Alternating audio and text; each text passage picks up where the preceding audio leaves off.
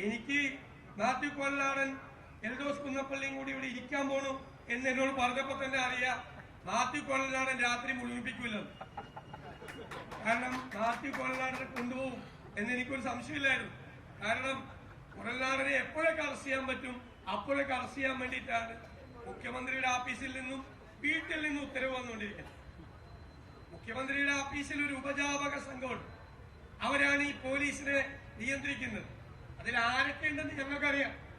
ഏതൊക്കെ ഉദ്യോഗസ്ഥന്മാരുണ്ട്, അവരുടെയൊക്കെ എടുത്തുവയ്പ്പുകാർ, പെട്ടിതൂക്കിയാൽ ആരൊക്കെ ഓരോ ജില്ലയിലുമുണ്ട്, ഓരോ പോലീസ് ജില്ലയിലുമുണ്ട്. അവരെയൊക്കെ ഞങ്ങൾക്ക് നന്നായിട്ടറിയാം. അവരുടെ ലിസ്റ്റും ഞങ്ങളുടെ കയ്യിലുണ്ട്. ഞങ്ങളൊന്നും നിയമം ലംഘിക്കാൻ പോകുന്നവരല്ല. എന്ത് കാരണത്തിന്റെ പുറത്താണ് ഇവർക്കെതിരെ കേസെടുത്തത്? ഇവരകത്തിരിക്കുമ്പോൾ തകർന്ന പോലീസ് വാഹനം, ഇവര് പോലീസ് സ്റ്റേഷനിൽ ഇരിക്കുമ്പോൾ തകർന്ന പോലീസ് വാഹനം, ആ പോലീസ് വാഹനം തല്ലിപ്പൊളിച്ചു എന്നതിന്റെ പേരിൽ ഇവർക്കെതിരെ കേസെടുത്തിരിക്കുക. ജാമ്യമില്ലാത്ത കേസ്, ജാമ്യമില്ലാത്ത കേസെടുത്ത് ജയിലിലില്ല മുഹമ്മദ് ഷിയാസ്, മാത്യു കൊല്ലാടൻ, എൽദോസ് കുന്നപ്പള്ളി. ഈ ജില്ലയിലെ കോൺഗ്രസ് പ്രവർത്തകർ പണി നിർത്തി പോകുമെന്നാണ് നിങ്ങൾ കരുതി? ആണോ? നിങ്ങൾ അതാണോ കരുതിയത്? നിങ്ങൾ തെറ്റിപ്പോയി. നിങ്ങളെ സത്യത്തിൽ പോലീസിനോട് നന്ദി പറയണം. ഇത് കേരളം മുഴുവൻ ശ്രദ്ധിച്ച ഒരു സമരമായി മാറി. 4 പ്രധാനപ്പെട്ട ഡിമാൻഡുകളാണ് നിങ്ങൾ ഇന്നലെ സമരം തുടങ്ങിയപ്പോൾ മുന്നോട്ട് വെച്ചത്. 10 ലക്ഷം രൂപ ഇപ്പോ ആ കുഞ്ഞിന്റെ വീട്ടിൽ.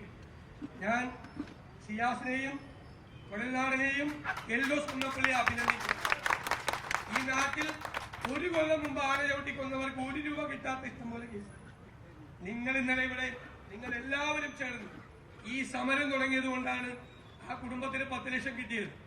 ഇന്നലെ മന്ത്രി പി രാജീവ് കളക്ടർ ഇവിടെ വന്ന് എല്ലാം സംസാരിച്ച് ഒത്തുതീർപ്പാക്കാൻ ശ്രമിച്ചപ്പോ കളക്ടറോട് ഇങ്ങോട്ട് പോകരുത് എന്ന് വരുത്തിയ മന്ത്രിയാണ് വ്യവസായ മന്ത്രി. കാരണം ഇത് തീരരുത് എന്ന് കരുതി, ഇത് തീരരുത് എന്ന് കരുതി. അദ്ദേഹത്തിന്റെ പത്രസമ്മേളനത്തിൽ പറഞ്ഞു 5 ലക്ഷം രൂപ കൊടുക്കാൻ നോക്കുമെന്ന്. രാജീവേ, ഞങ്ങളുടെ കുട്ടികള്, ഞങ്ങളുടെ ജനപ്രതിനിധികൾ സമരം ചെയ്ത് നിങ്ങൾ പറഞ്ഞ 5 ലക്ഷമല്ല 10 ലക്ഷം ഞങ്ങൾ കൊടുപ്പിച്ചിട്ടുണ്ട്. 10 ലക്ഷം മന്ത്രി ഇന്നലെ പറഞ്ഞത് 5 ലക്ഷം കൊടുക്കാൻ നോക്കുന്ന 5അല്ല 10ഉം കൊടുപ്പിക്കാൻ എറണാകുളം ജില്ലയിലെ UDF പ്രവർത്തകർക്കും കോൺഗ്രസുകാർക്കും കഴിയും. പിന്നെ ഒരു 3 ഡിമാൻഡ് കൂടി വെച്ചു.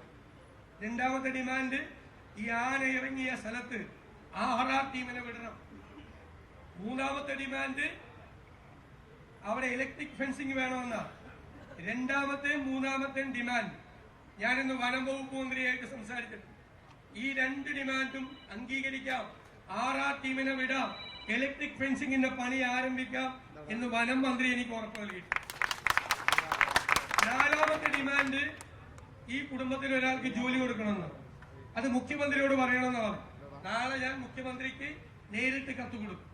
അതുകൊണ്ട് 4 ഡിമാൻഡിൽ 3 ഡിമാൻഡും അംഗീകരിച്ചതുകൊണ്ട് ബഹുമാനപ്പെട്ട ശ്രീ മാത്യു കൊല്ലാടൻ MLA-യും ശ്രീ എൽദോസ് കുന്നപ്പള്ളി MLA-യും ഈ നിരാഹാര സമരത്തിൽ നിന്ന് പിന്മാറണം എന്ന് ഞാൻ അഭ്യർത്ഥിക്കുന്നു. ഇപ്പൊ താൽക്കാലികമായി അവസാനിപ്പിക്കണമെന്ന് ഞാൻ അഭ്യർത്ഥിക്കുന്നു.